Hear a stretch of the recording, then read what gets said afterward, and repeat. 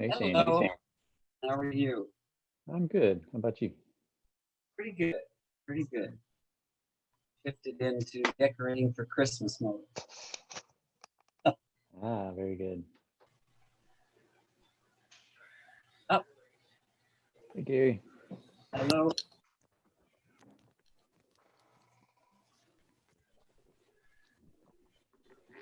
Getting his ears on. Yep. Good morning Hello. or afternoon, whatever. Yeah, it's Has only it 1 changed? minute into the afternoon. So, There it is. very good. Let's see. Okay. What's that? Okay. Let me. Before we start, have you heard through the CDC, and you've been quarantined, once you tested positive, you can test positive again for up to 3 to 4 months? That I hadn't heard that. Well, our little 9-year-old Kingston tested positive, sent home from school end of September. Asymptomatic, never got anything, nothing. Now he was to have his adenoids out today. So Monday he had to have his COVID test. Quick one tested negative, but the long test was positive again. Of course, they canceled the surgery, canceled him starting his allergy shots next week. But now they've been talking with the CDC and the health office that ran the test, and they say, no, as long as he's asymptomatic, he's not contagious. He can't spread it. Really? Yeah. So he could, in fact, go back to school. They chose to keep him home for today and tomorrow. He's off next week. But Michael and Arabella headed off to the daycare like nothing. This is the whole problem with this thing is we don't really know. Right. Yeah, it's just a big mystery. Yes. Yeah. Goodness. Well, I'm sorry that he didn't get to have his adenoids out. Yeah. Yep. Are we on for getting together for the game Sunday? Are we on for Thanksgiving at the house?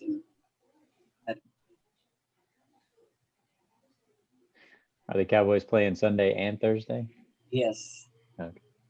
We got both games at our house. Luck of the draw. Now I can not only decorate for Thanksgiving, Christmas, but the Cowboys. There you go. That's what it is. All right. Well, here we go. So this is our final time to talk about Acts. Just a few readings from this particular week. Just actually only like 7, 8 verses, something like that. Yeah. 2, 5, 6, 7. Yeah, 7 verses. They're pretty powerful, though. Yes, absolutely. Yeah, it's an interesting ending to this first half of the book of Acts, although it's not exactly half, but this sort of wrap up of what's going on in Jerusalem before we turn our attention to Paul and his journeys for the rest of the book of Acts. Which I actually just got finished doing all the questions for the second book and sent those off to our graphic designer yesterday. So my hope is that y'all can have that in your hands a week or so before Christmas. So Okay. hopefully we got most of the errors out of it before we send it to her so that we don't have to find them after. And we can get that back quickly and get that off to the printer. So, but the format will be exactly the same. So it'll just be a little bit longer. I have the date of January 10th. Mhm. And That'll be the first sermon. First reading? Yeah, the first reading will be the 11th. So we'll kick it off like we did this one, where I start with I'll reemphasize the first 15 and then talk about chapter 13 and the kickoff of the first missionary journey. Because Easter falls in the midst of this, I'll actually preach on Easter, about Easter resurrection, and skip that week. So you'll be so everybody will be reading behind where I am up through March, and then when we hit April, then I'll preach on Easter on the first weekend of April, and then you'll keep reading, and so then it flips, and so I'll preach on what you just read by the time. So by the end of, so what happens is that it nicely finishes on the 2nd, and there are exactly 6 days of reading on that last week, and so you'll finish up reading chapter 28, and I'll preach on chapter 28, and we'll be good to go. So, and then then we got Mother's Day and confirmation and Senior Sunday, all those kinds of things in May, and hopefully they'll look sort of like they did in past years. Not last year, no, not this year, but 2 years ago in 2019. Yes. But who knows at this point? So we're going to be flexible on all of that. Anyway, so yeah, we've got some. So the rest of the month of May will be, it'll be Mother's Day, it'll be confirmation, it'll be Senior Sunday, and then Memorial Day weekend, and then we'll start something new for the summer in June. But I don't know if that's going to be yet. Anyway, so the last few verses of chapter 12 bring us back to, so after Peter is miraculously released from prison and shows up at Mary's house, and nobody believes him, or nobody believes Rhoda. Poor little Rhoda. Oh. Nobody recognized. She recognizes his voice, but nobody believes her. And I think I'm gonna kind of hit on this a little bit on Sunday about the fact that this is exactly what they were praying for, and yet when it happens, they don't believe that it actually came true, that God moved in the way that they were exactly praying for. So Peter goes off to another place, and then the scene shifts back to Herod, and Herod does what Herod does, as he gets upset, and he is mad that the guards let Peter go, and so they can't find him, so he puts them to death. As sort of the prisoner's sentence gets executed on them, and then he went down to Caesarea, which was actually the capital of his region there. He was there in Judea for Passover, because he wanted to curry favor with the Jews, and so he goes there, and so then on Tuesday, there's this scene with the people of Tyre and Sidon. He's angry with them, maybe because they're just, not paying their taxes or whatever. And they understand that they rely on him for food. And so they come in and they stroke his ego a little bit, and he doesn't turn it down. And all of a sudden he ends up getting eaten by worms and dying. And we're not quite sure what that means, being eaten by worms. It could be a multitude of intestinal diseases and things like that. But what is clear is that God struck him down. and that it wasn't that he just got sick and died, but that it was a deliberate act of God. If I'm not mistaken, the word struck in verse 23 is the same word as what happened to Peter, where it's translated as tapped Peter on the side in verse 7. So the angel that comes to Peter pokes him in the side to get him to wake up. I think it's the same word that happens to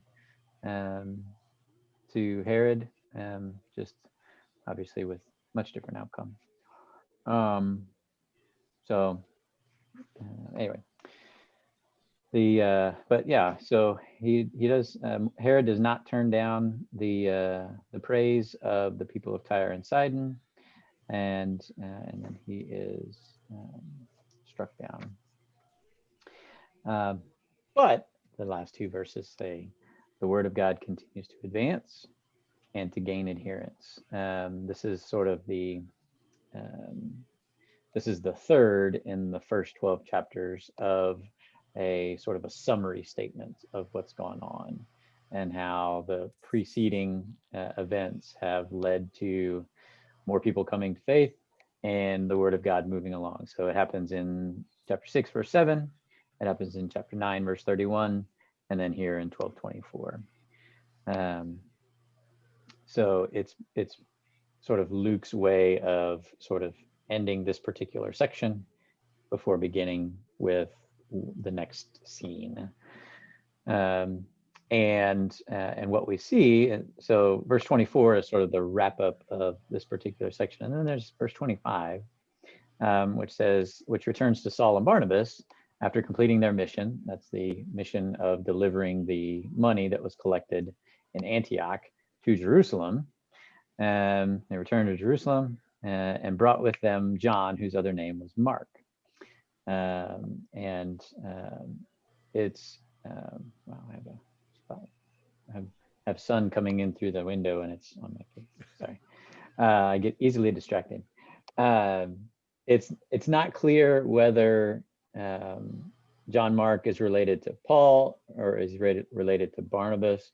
Just depends on I think one of the letters has Barnabas indicate that that he's his cousin, but he could also be a cousin of Saul as well. I don't know.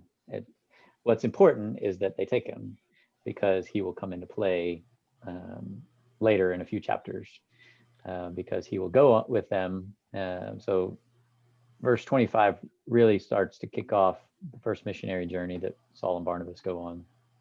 John Mark goes with them. And then at some point in chapter 13, John Mark will leave. He will go a different direction than they go. And that causes tension between Saul and Barnabas, and it leads them to split later on. But that's for a few weeks down the road. So that they, because Barnabas wants to keep him, and Saul's like, and Paul's at that point, he's Paul, and he says, no, he left us, high and dry. And so that's when Barnabas goes off with John Mark, and Paul takes Silas. And that's the beginning of the second missionary journey, which is in chapter 15, I believe, or 14. Anyway, but this is this person, John Mark, is noted as the first, is the writer of the Gospel of Mark. So You say it is or isn't? it is, yeah. Oh, it is. Oh, okay. Yeah. So he's so he learns from these journeys, and he goes on to write. While it's the second canonical gospel, chronologically, it's the first gospel written. Okay, so John, whose other name was Mark the apostle. Right. Yeah, Mark, the gospel writer. Okay. Mm-hmm. Yeah, and so I had to do the family tree for Herod because they're all named Herod, even though it's multiple generations.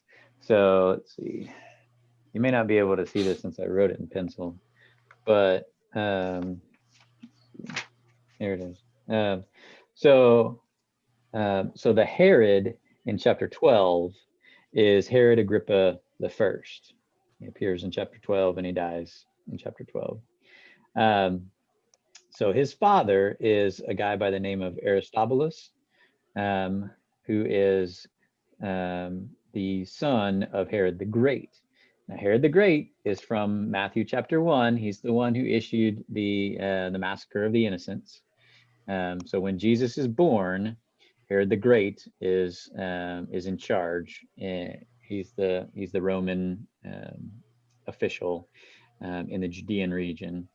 And when the wise men come and they're like, "Hey, we want to see the King of the Jews," and he's like, "Hey, yeah, go find him, and then tell me where he is so I can worship him." And anyway, so then there's the slaughter of the innocents. So that's Herod the Great. The next Herod that we hear about in Matthew 14 is Herod Antipas, which is Herod the Great's second son, or no, first son. Anyway, that's Herod Antipas. He's the one who's alive when Jesus is crucified. So Herod the Great when Jesus is born, Herod Antipas when Jesus dies, and then Herod Agrippa the First is the one here in Acts chapter 12. And then when we get to the end of the book of Acts, it's Herod Agrippa the Second that appears in 25 and 20, chapters 25 and 26. I know. There is mud. I know, right? So anyway, that will come up later. So I went ahead and did the family tree diagram. I hope it doesn't come up from my one member, that asking those questions. Right. We'll Right. Yeah. Well, I would be that person asking those questions. Oh, sure. This is every time, Gary. There's one. Yeah. Well, and I don't even have to tell Dean who asked the question. He goes, Yep. Hey. Well, and the reason I did the family tree was because my wife had asked, because she's one of those that will just she'll ask, and she said, "So is this Herod the same one as this one?" And I said, "No, it's a different one." But I told her I thought it was the son. Turns out it's the grandson of. So anyway, but between the beginning of the Gospels and the end of the book of Acts, there are 4 Herods that reign at some point in that region that come into the story. And because most of the time they're just referred to as Herod, you kind of have to dig around a little bit to figure out which one it is. And even at that, in 25 and 26, he's really only referred to as Agrippa. So you have to figure out that he's actually the second one. So I just relied on some New Testament historians to figure that out for me and then wrote it down. Good. So let other people do the heavy lifting on that one.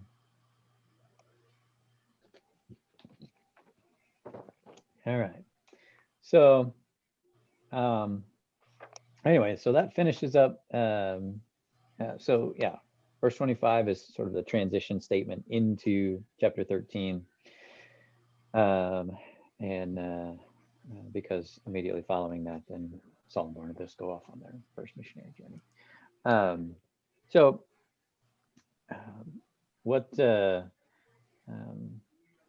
What questions, if any, do you have about this wrap up for chapter 12?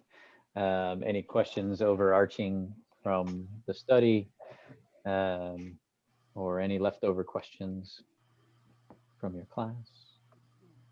Don't have one. I don't have one this time. No, none. Yes. This isn't about this lesson, but are we going to have the this type of session during the Advent series? I'm happy to do it if this would be helpful for you. Okay.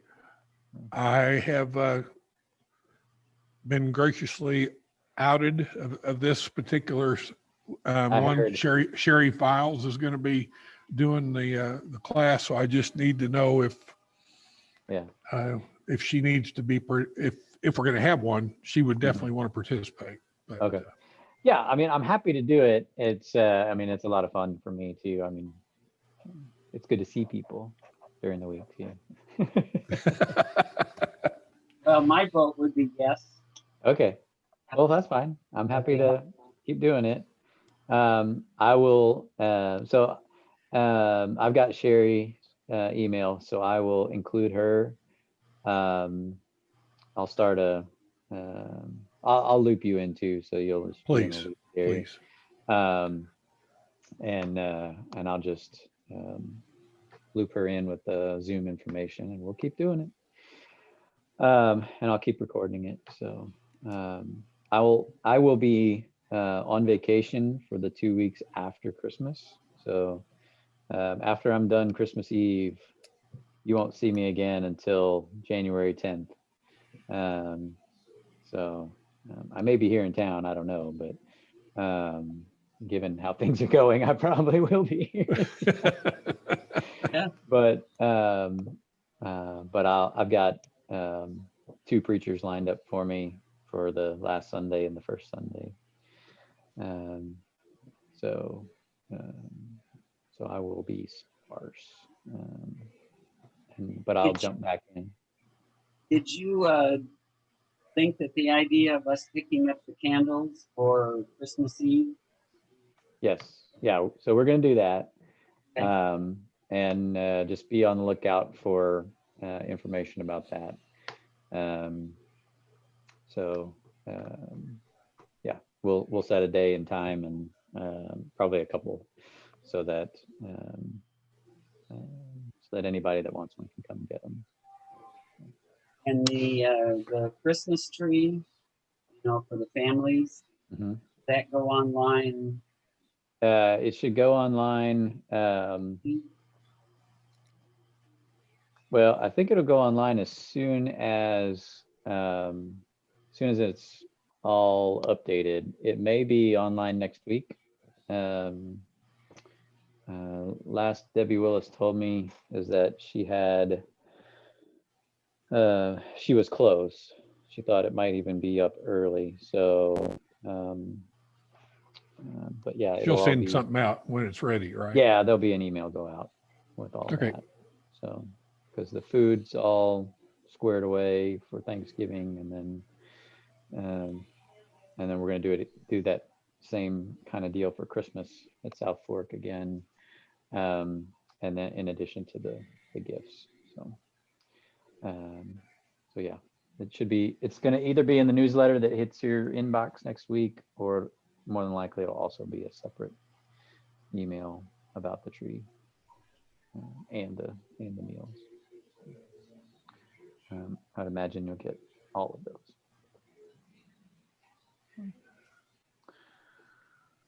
Very good. Let's see. So, and you've got, Sandy, you got all the copies made for you, And Jan, for your Advent study, and Gary, you've got all those weeks as well, and got those distributed. Okay. Yep. All that material will also go online. We're creating an Advent page with all of our Advent information, and it'll have all the links to PDFs of the study guides. Oh, good. So if anybody loses theirs or can't find the email or whatever, it'll be on the website. So now that we've got the graphics for the series, we can brand that segment and get it ready to go. All right. Very good. What else? Anything else I'll need to ask about? Before we wrap up? I'll mention, have you heard from Linda Shanahan? No. About Tuesday, she they are starting to find cysts, infected. They found one, I guess, on the right side of her face, and she said looks like she's been in a car wreck because there's a long stitching along the right side of her head where they took out an area that was about the size of a silver dollar. And she's got a couple more elsewhere, but she's just asking for prayer. Okay. I've shared it with the class. I haven't shared it with the prayer request group yet, but Okay. just let you know, give you a heads up that this has been a bad 2020 for her too. Back in, was it in February or something like that, that she actually had her teeth taken out and was getting ready to have all the new ones put in, and then COVID hits, and she had an infection that she had to get rid of that before they could do anything. And here it's been almost a year now without Wow. teeth. Oh, wow. She's starting to gain a little bit of weight because she's figured out how to eat some foods with her gums. But basically it's been a whole lot of pureed foods that Roger fixed for her. Mm. It's so this has been the year that was for her.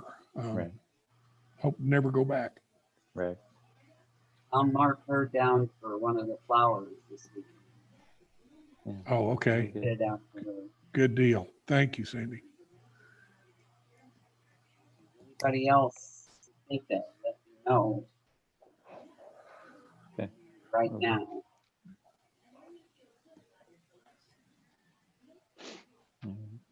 Good. Thank you for sharing that. I'll keep her in my prayers. Okay. I think that's all I had. Okay. All right. Well, again, I appreciate y'all. Thanks for what you do. Gary, I'm glad you're going to get a break during Advent. Well, I may still listen into these things, so I have a little idea what Okay.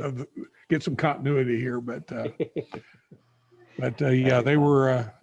She was gracious enough to agree to that, so I'm going to jump at it, There you go. just like somebody else is for 2 weeks at the end of Right. the year. That's exactly right. That was and I was like, hey, I'm going to be gone, so I need you and you to do this for me. Yeah. Like, okay. Yeah. Yep. Well, normally it would have been Rick West, and I could sense that Janice thought she was going to end up getting involved. So Janice actually talked to Sherry about it. Oh, There you go. Yeah. I guess that means we lose Sherry and Bill in our class back to you. Well, Because they were. I don't know. Who knows? I may say something that'll make them mad. I don't know. Oh, no. At any rate. Okay. All for the same goal. Yes. Very good. Well, I appreciate y'all, and y'all have a great rest of your week. And if I don't see you Sunday, we'll see you again next Thursday. Have a well. Now wait a minute. Next Thursday's. Next Thursday is Thanksgiving. Yeah, never mind. Oh, are you coming over? Watch the Cowboys game, right? Yeah, there you go. What do you have on your jersey? Oh, well, I have to go get one. And We have plenty of extras. Well, you all have a wonderful Thanksgiving. yes, Yes, y'all too. You too. God bless. Thanks so much. Okay. Goodbye now.